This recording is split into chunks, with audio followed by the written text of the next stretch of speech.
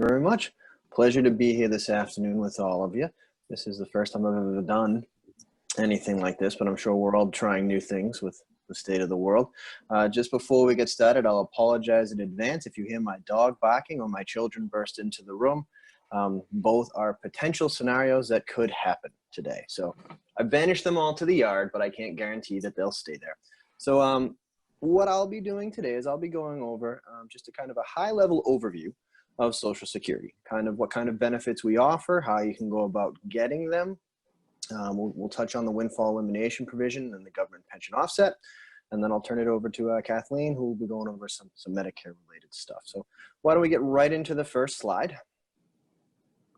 Awesome.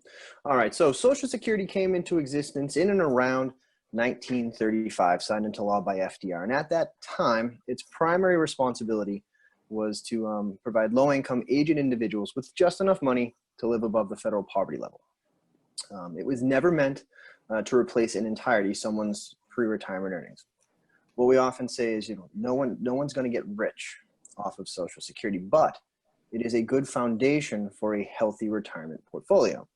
What I've read is that on average, you're going to need, or Social Security is going to replace about 40% of your pre-retirement earnings.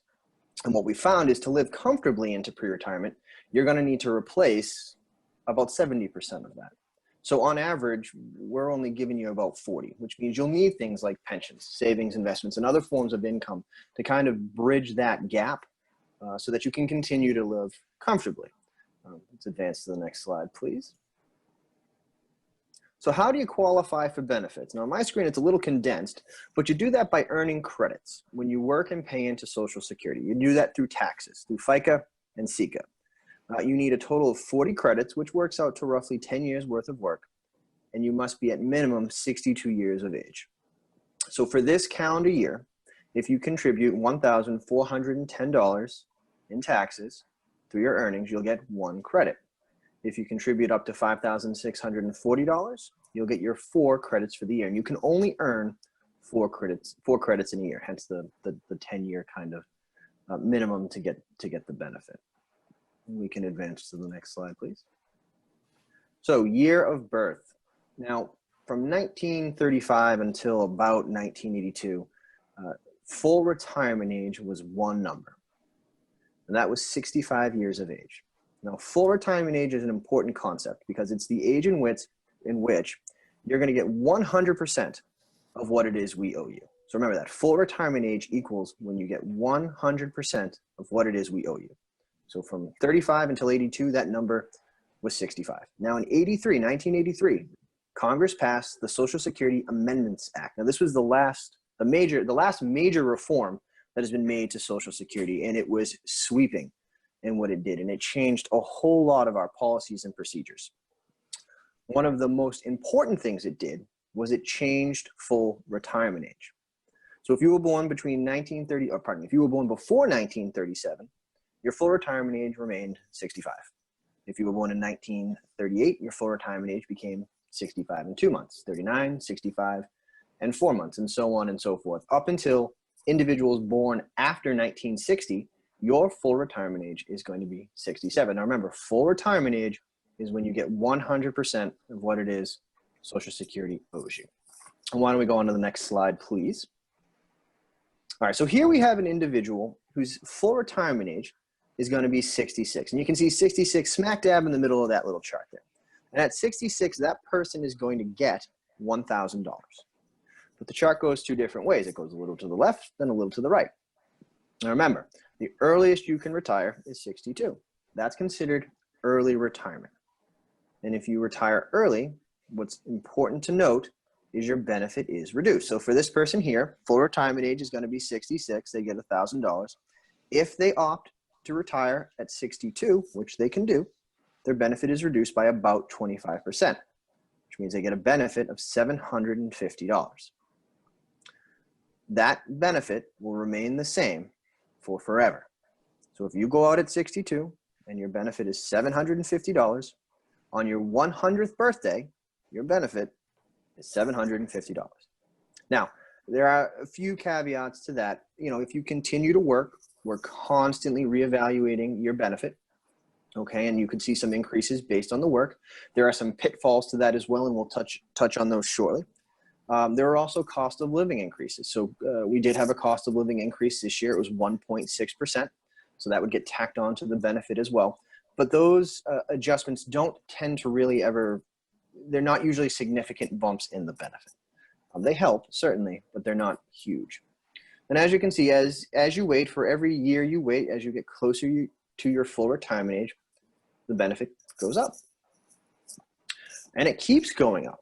So for every 12 months you wait beyond your full retirement age, so for this individual, 67, 68, 69, 70, you get on average an 8% bump for waiting. Now that stops at 70.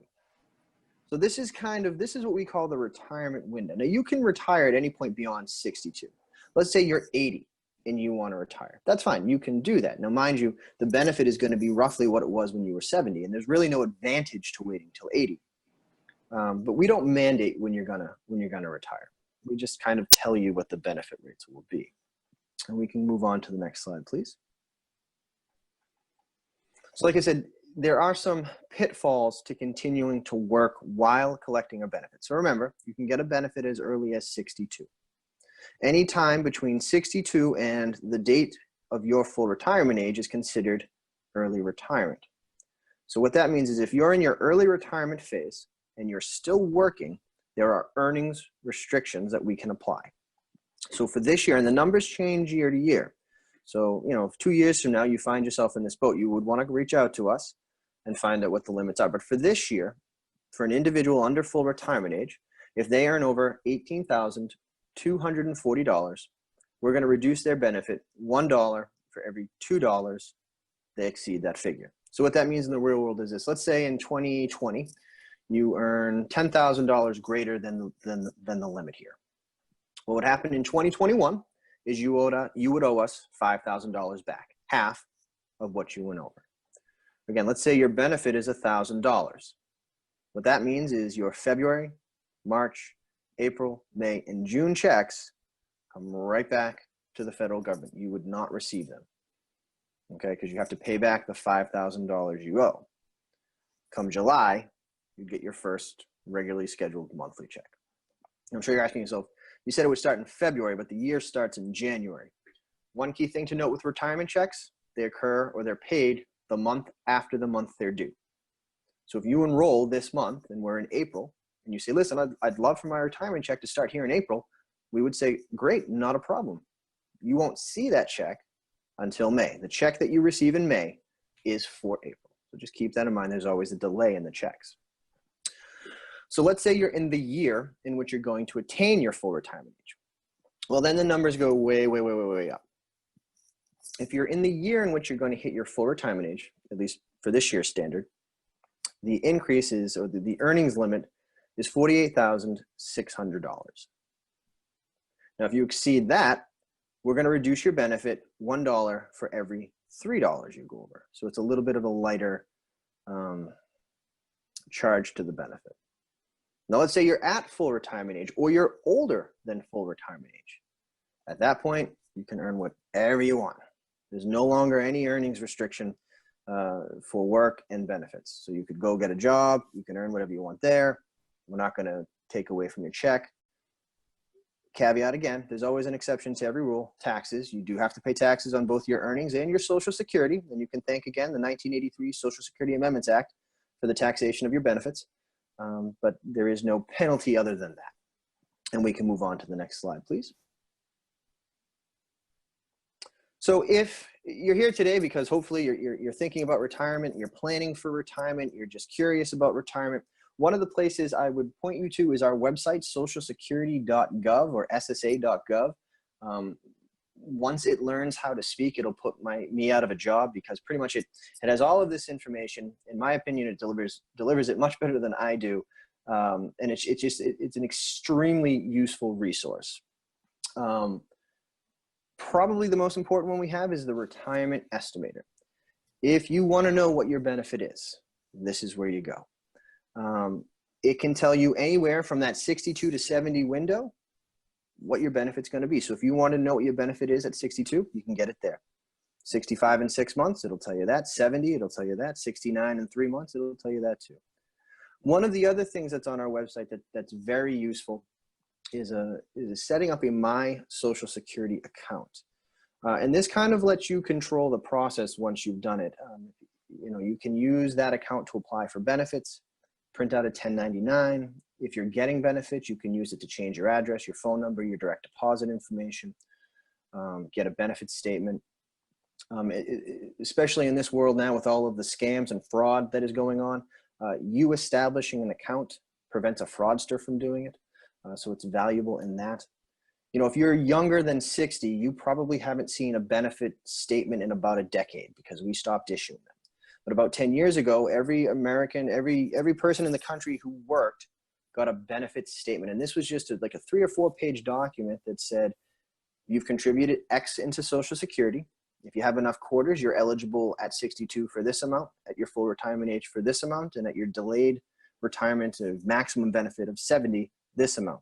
If you had children, it listed what they were eligible for. If you have a spouse, it listed what they were eligible for. And most importantly, it listed a breakdown of what we have on record for you as having contributed into the system. You could see what we have on record, what we're using to make our calculation of your benefit. And you do want to check that periodically to make sure that it is correct, because what you don't want to have happen is you come into our office to file for benefits and find out we're missing 3 or 4 years worth of your work for whatever reason. And the benefit statement allowed you to keep an eye on that. If you sign up for one of these accounts, that is something that you can check. It's right there on the page, and you can double check your earnings to make sure we have all of the right information. So again, the site's socialsecurity.gov, and it's a huge resource for anyone who's kind of looking into their own retirement coming down the road. And why don't we move on to the next slide, please? All right, so let's discuss the kinds of benefits we offer. We offer spousal benefits. Now, how spousal benefits will work is the spouse is eligible for 50% of the primary wage earner's benefits. Now, this does not impact your benefits. So let's say myself and my wife are eligible for retirement. Her benefit is $2,000. At my full retirement age, I'm eligible for half of hers, so $1,000. If I am younger than my full retirement age, my starting point is half of hers, and then it's reduced for how young I am. So if I'm 62, I'm looking at about a 35% reduction. So if her benefit's $1,000, it's $650 or something like that, that would be how the reductions work. So if you take a benefit early, whether it's your own spousal benefit, widow's benefit, whatever it may be, they are going to be reduced by how young you are in that cycle. So spousal benefits came into existence in and around 1937 or so. And at that time, most households were single income households, which meant the math worked very simple. You take the primary wage earner's benefit, half it, and that's what the other individual would get. Nowadays, we don't run into that. We run into a lot of dual income households. So when you have that, this is how a benefit would work. Again, I'll take the example of myself and my wife. If my wife is eligible for $2,000 and I am eligible for $800, I am eligible for $200 from my wife's record. Brings me up to half of her value. So basically, if you're eligible for your own benefit, they're going to subtract that from whatever it is they take the difference between yours and your spousal benefit, and they pay you that difference. So I'd get $800 from my benefit and $200 for my spouse's benefit. Brings me up to half. Now let's say my benefit is $1,200. Half of my wife's benefit is $1,000. So my benefit exceeds half of my wife's. In that instance, I don't get anything. Your own benefit has to be less than half of your spousal benefit. And if it is, you get the difference between the two. I'm going to throw out a date, January 1st of 1954. I'm going to throw out 2 dates. January 1st of 1954 is the first. The second is essentially 2015. In 2015, Congress changed some rules regarding Social Security, part of the Bipartisan Budget Act. And what they changed was, prior to 2015, if I had walked into my local Social Security office and said, hey, listen, I'd like to apply for half of Mrs. Reno's benefit today. I'm 66. I want to get $1,000 from Mrs. Reno. Agent would have sat me down and said, sure, not a problem, Mr. Reno. Now, Mr. Reno, I also see here you're eligible for your own benefit. Now, do you want to take that benefit today? And I said, you know what? No. I'm going to leave my own benefit be, and I'll come back in at 70, and I'll get it then. I'll get my delayed retirement credits. I'll maximize that benefit. I just want half of Mrs. Reno's. We would have shook hands, and that would have been that. I'd get half of my wife's benefit. After 2015, same scenario. I walk in. I say I'd like to apply for half of Mrs. Reno's benefit. They'd start taking the application and say, oh, Mr. Reno, notice here that you're eligible for your own benefit. Would you like to take that today? And say, no, I'd like to leave it, and I'll apply for it at 70. And say, well, Mr. Reno, were you born before January 1st of 1954? And clearly I wasn't. I would say no. And I said, well, because of a rule called deemed filing, if you're eligible for your own benefit, you have to apply for it before you can access your spousal benefit.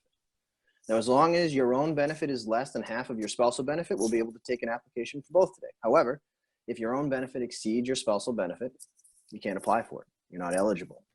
And that was a rule that changed back in 2015. It's called deemed filing. Now, if you were born before January 1st of 1954, erase everything I just said from your memory, because you're grandfathered into the old rules, and you can apply, you can mix and match, pick as you wish which benefit you'd like to get. Now, there is one exception to that, and we will touch on that in a moment. Why don't we advance to the next screen, please? So, divorce spousal benefits. The math works exactly the same. Divorced spouse is eligible for 50%, of the primary wage earners benefits. You have to be unmarried. You have to be a minimum of 62. Your ex-spouse has to be entitled to Social Security. And you have to have been married for a minimum of 10 years. We've had individuals, I had an individual call who had been married for 9 years, 11 months, and like 20 days. Unfortunately, not eligible. It's a 10-year minimum. There's no wiggle room around that. All right. You cannot have remarried. So if I'm attempting to apply for my spousal benefit from Mrs. Reno, we've divorced, I've remarried, I'm not going to be eligible. All right. And there are some exceptions to that rule, but by and large, you're just not eligible. We can go to the next screen, please. So I've touched upon this a couple times, but again, I just want to reinforce the point. If you take a benefit early, whether it's your own, you're taking a spousal benefit, whatever it may be, the earlier you take it, the greater the reduction is going to be. So if your full retirement age is 66, your own benefit, if you were to take it at 62, would be reduced by 25%. Your spousal benefit would be reduced by 30%. And you see this chart here goes all the way down. It's about a 5% difference between your own and a spousal. For those of us born after 1960, your own benefit at 62 would be reduced by about 30%, and your spousal benefit would be reduced by about 35%. So really the most important thing to take away from this is if you're going to go out at 62, 3, 4, 5, anywhere in that kind of ballpark, you're looking at a slightly lowered benefit. And we can move on to the next slide, please. Survivor's benefits. Okay, so survivor's benefits work very similar to spousal benefits, except now instead of dealing with 50% of the benefit, you're dealing with 100% of the benefit.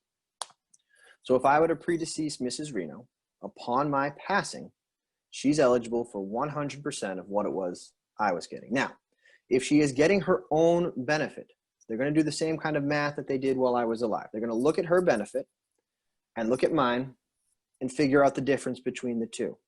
Let's say Mrs. Reno's benefit is $1,800 and mine was $2,000. Upon my passing, she would continue to get $1,800 from her own benefit, and she would get $200, bringing her up to my $2,000 from my record. If her benefit exceeded all of my benefit, upon my passing, she doesn't get a benefit.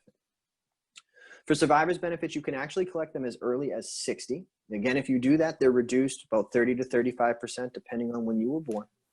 Alrighty. If you are disabled, you can collect them in your 50s. You'd be filing for a disability claim. If you go that route, if you find yourself to be disabled, there is no reduction.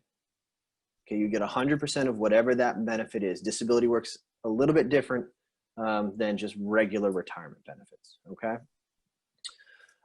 Survivor's benefits are the only instance for someone born after January 1st of 1954 where deemed filing doesn't apply.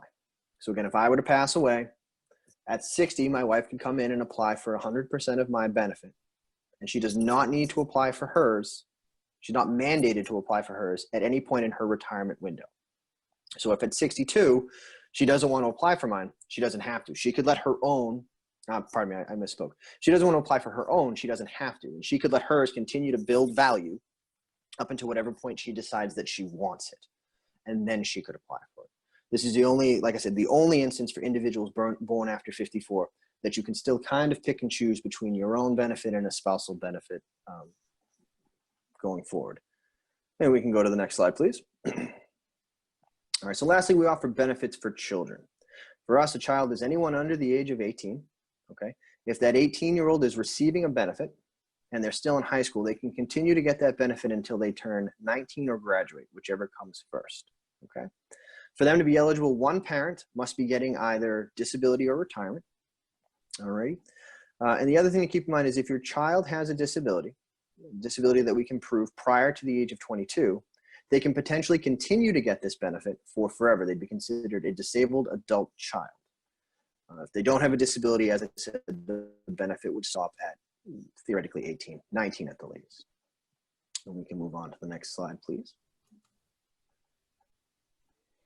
So how do we figure out your benefit? I'm sure you've all wondered how we figure out your Social Security benefit. Well, we're going to take your earnings. We index them. We make sure they're up to standards for cost of living. And we add up your highest 35 years. We then divide those by 420, which is the number of months in 35 years, and this produces your averaged index monthly earning amount. Basically, a number that we say over the course of your working life is the average that you earn month to month. Next slide, please. And this is where it gets really fun. We then apply the bend points, okay? And what these are is a dissection of that averaged indexed monthly earnings amount. So let's say you have an individual whose average index monthly earning amount is about $6,000. They'd get a Social Security check of $2,400, $2,440. Now remember, when I started off, I said nobody gets rich on Social Security. If theoretically Elon Musk could apply for Social Security today, and he was at his full retirement age, the most he would get is $3,000. That's it. He has contributed far more than that. That there's a cap on how much you can receive, both be taxed on and receive. So how did we get to 2440? Well, we take that 6,000 and we dissect it by these bend points. So we take the first $960 and we multiply that times 90%.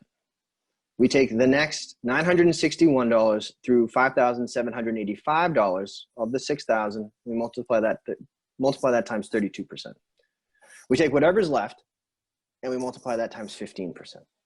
Add that up, and that's your benefit. Clear as mud, I'm sure. You'll never meet someone in the field who will sit down with pen and paper and do this anymore. All of the computers do it. But this is this is how we would figure out your benefit. Let's move to the next screen, please.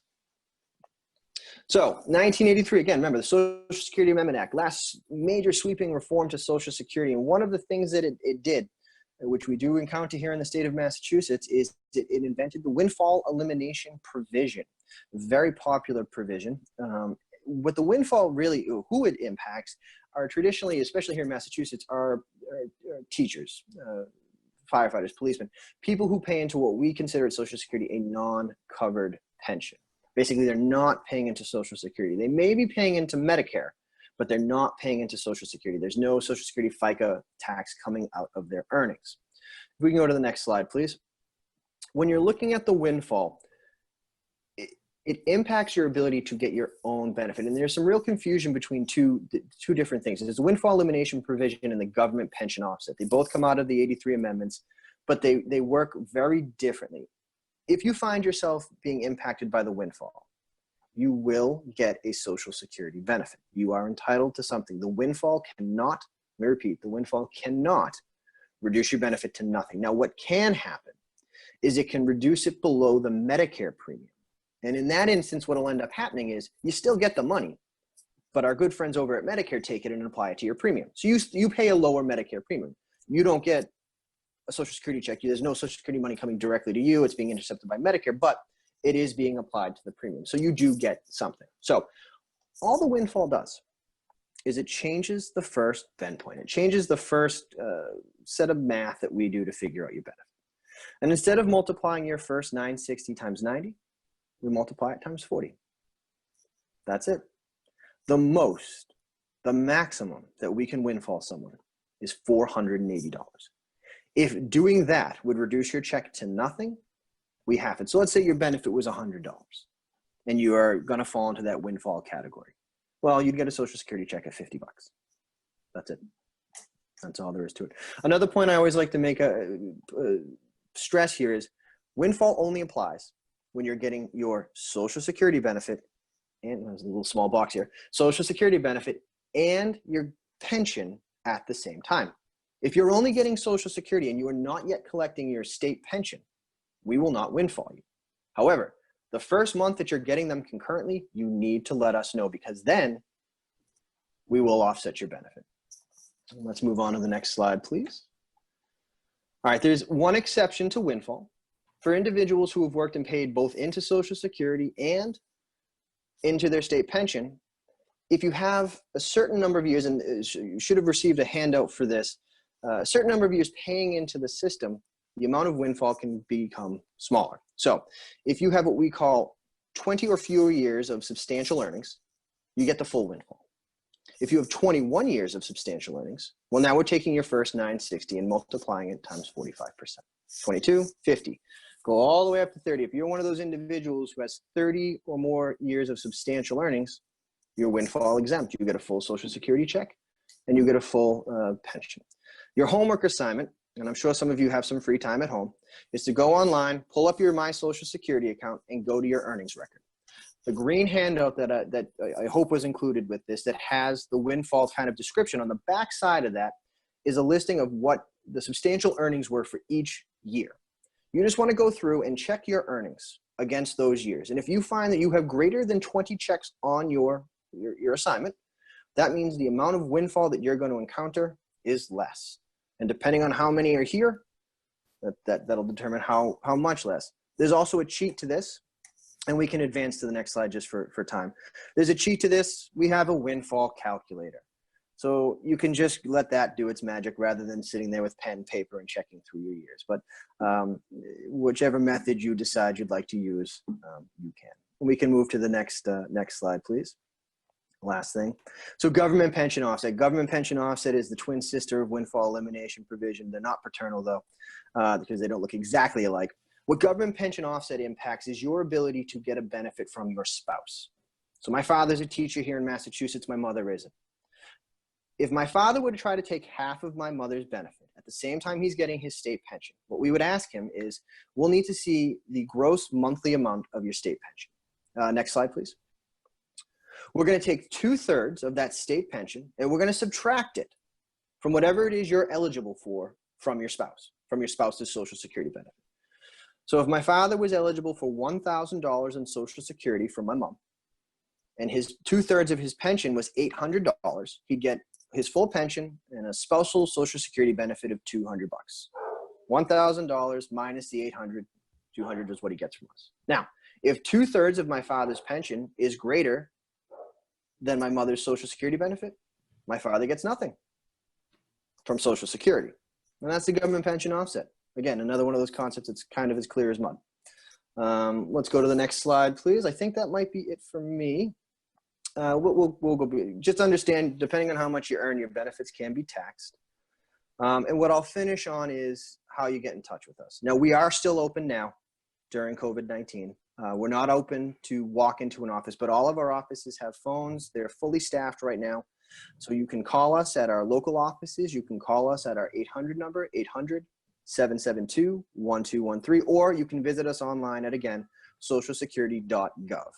And as I said, we're working at full capacity. We're just not open to walk-in traffic at this time. And with that, I think we'll probably do questions at the end. I'll turn it over to Kathleen for her portion. Thank you very much.